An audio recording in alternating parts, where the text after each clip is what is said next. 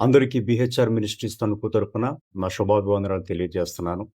ఈరోజు యెషయా గ్రంథము 48 అధ్యాయము 15వ వచనంలో ఒక మాట దేవుడు మనతో చెప్తున్నాడు. ఏంటనంటే, నేనే ఆజ్ఞ ఇచ్చిన వాడను, నేనే అతనిని పిలిచి తిని, నేనే అతనిని రప్పించి తిని, అతని మార్గము తేజరిల్లును, నా యొద్దకు రండి, ఈ మాట ఆలకించుడి. ప్రభువు యెషయా గ్రంథంలో ఇశ్రాయేలీయులతోటి ఒక నిరీక్షణకు ఆధారమైన మాటలు పలుకుతున్నాడు. ఇక్కడ మాట పలుకుతున్న ప్రతి మాట చాలా విలువైంది. యెషయా గ్రంథం ఒక పొయిటిక్‌గా ఎప్పుడూను జరగబోవు సంఘటనల గురించి రాస్తూ ఉంటాం. మనం సాధారణంగా ఈ అధ్యాయాన్ని ఎలా చూస్తాము అంటే, కేవలము వాగ్దానాల కోసం మాత్రమే, వాగ్దానాలతోనే నిండి ఉంది అని అనుకుంటాం. నిజమే, వాగ్దానం ఉంది. కానీ ఆ వాగ్దానము మనల్ని అప్పటికప్పుడు సంతోషపెట్టే విధముగా కాదు. భవిష్యత్తులో అంటే రాబోవు రోజులలో మన జీవితాలలో ఎటువంటి నిరీక్షణ మనము కలిగి ఉండాలో చెప్పేటటువంటి ఒకే ఒక అధ్యాయము యెషయా గ్రంథము. ఇక్కడ పలుకుతున్న మాట ఏంటంటే, నేనే ఆజ్ఞ ఇచ్చిన వాడను. చూడండి, లోకములో చీకట్లో బ్రతుకుతున్న మనం ఎవరమైనప్పటికీ కూడా వెలుగులోనికి రావాలి అంటే ప్రభు చిత్తమై ఉండాలి. ఈరోజు మనము దేవుని సన్నిధిలోనికి వచ్చి, యేసుక్రీస్తు నిజమైన దేవుడు, ఆయన త్వరలో వచ్చుచున్నాడు, పరలోకము నుండి బూరధ్వని వినబడబోచున్నది. ఆ సమయంలో మేము కూడా ఎత్తబడిన గుంపులో ఉండాలని ఆశపడుతున్నాం. సంతోషం, మనందరం ఆశపడాలి. అటువంటి జీవితం కోసమే మనం ఎదురు చూస్తున్నాం. అయితే మనం అర్థం చేసుకోవాల్సింది ఏంటంటే, నేనే ఆజ్ఞ ఇచ్చాను అంటే, నేను ఆజ్ఞ ఇస్తేనే తప్ప ఈ భూమి మీద ఎవరు కూడా వెలుగులోనికి రారు. ప్రభు అంటున్నాడు, నేనే లోకమునకు వెలుగై ఉన్నాను.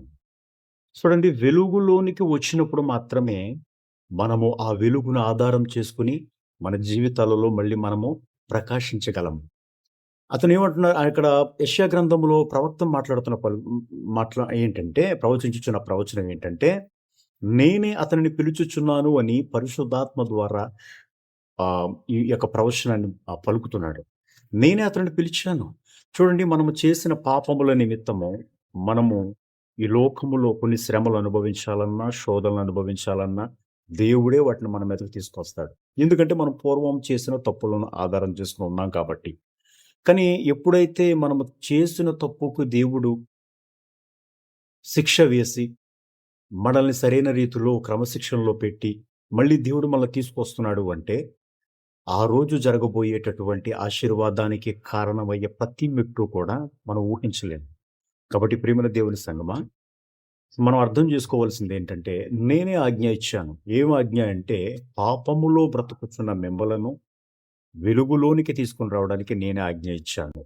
చీకటిలో బ్రతుకుతున్న మిమ్మలను వెలుగు అనేటటువంటి నా ప్రకాశమానమైనటువంటి ఒక క్వాలిటీ లైఫ్ అంటే ఆ ఆ నీడను పోలి మనం నడుచుకోవాలి. చూడండి, వెలుగు ఆయనే. ఆ వెలుగును ఆధారం చేసుకొని మనం ఇప్పుడు ఏ రకంగా అయితే మనము బ్రతుకుతామో మన జీవితాలు కూడా అంతే గొప్పగా ఉంటాయి. కాబట్టి ఈ యొక్క లేఖనముల ద్వారా మనం అర్థం చేసుకోవాల్సింది ఏంటంటే, ప్రభువు పిలిస్తేనే మనము దేవుని సన్నిధిలోనికి వచ్చాము. అంటే క్రైస్తవులుగా పిలువబడినప్పటికీ, సేవకులుగా పిలువబడినప్పటికీ, లేదంటే దేవుని యొక్క సహవాసముగా మనం పిలువబడినప్పటికీ కూడా ప్రభువు పిలిస్తేనే ఇక్కడికి వచ్చాము తప్ప, మనం గొప్పవారమనో, లేకపోతే గొప్ప గొప్ప జనాంగంలోంచి వచ్చామనో, హైలీ ఎడ్యుకేటెడ్ పీపుల్ అనో, లేదా డిప్లొమాట్స్ అనో కాదు. ప్రభువు ఎవరినైతే పిలుస్తాడో ఆ పిలవబడిన ప్రతి ఒక్కరూ కూడా దేవుని సన్నిధిలో ఎంతో గొప్పవారు, ఎంతో ఉన్నతమైన స్థితి కలిగిన వారు.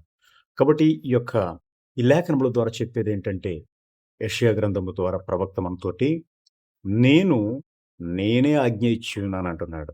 ప్రభు ఆజ్ఞ ఇచ్చాడు కాబట్టే ఈరోజు మనమందరము ఆయన నామాన్ని స్మరించుకోగలుగుతున్నాము. ఈరోజు లోకములో ఎక్కడ చూసినప్పటికీ కూడా చాలా మందికి దేవుని వాక్యం అంటే అర్థం కాదు. దేవుని వాక్యం అంటే ఇష్టం ఉండదు. దాని అర్థం ఏంటంటే, వాళ్ళింకా పిలువబడలేదు. వారందరికీ ఇంకా రక్షణ రాలేదు. వాళ్ళందరికీ ఇంకా వెలుగు రాలేదు. కానీ అటువంటి వారి కోసం వెలుగు రావాలని మనం అనుక్షణము ప్రార్థించాలి. మన మీద ప్రసరిల్లుతున్నటువంటి ఈ వెలుగు మనము కోల్పోకుండా, మనల్ని మనము ఎప్పుడూ కాపు కాసుకుంటూ దేవుని సంరక్షణలోనే బ్రతకగలిగిన స్థితిలో ఉంటే, ఖచ్చితంగా ఆ వెలుగు మన మీద దేవుడు ప్రకాశింపజేస్తాడు. చిన్న ప్రార్థన చేసుకొని ఈ యొక్క వాక్యాన్ని మనం ముగించుకుందాం. కృపా కనికరములు కలిగిన మా దేవ సర్వశక్తిమంతుడ జీవాధిపతి నీకు స్తోత్రం. అయ్యా, చెప్పబడినటువంటి మాటల ద్వారా వినని బిడ్డలందరూ మీరు జ్ఞాపకం చేసుకోండి అయ్యా. నీవే ఆజ్ఞ ఇచ్చావు కాబట్టే మేము వెలుగులోనికి వచ్చాము, నీ బిడ్డలైన వారిగా మేము చెప్పుకోబడుచున్నాము. ఆ రకమైన భాగ్యము మీరు అనేక మందికి మీరు కలిగించమని, రక్షణలోనికి వచ్చిన మేము, వెలుగులోనికి వచ్చిన మేము ఇంకా చీకటి పాత్రలము కాకుండా, చీకటి వారము కాకుండా మమ్మల్ని మీరు నడిపించి సహాయము దయచేయమని యేసుని దివ్యనామమున అడిగి వేడుకొనుచున్నాము తండ్రి. ఆమేన్. దేవుడు మీకు, మీ కుటుంబములకు సదాకాలము తోడై ఉండును గాక. ఆమేన్.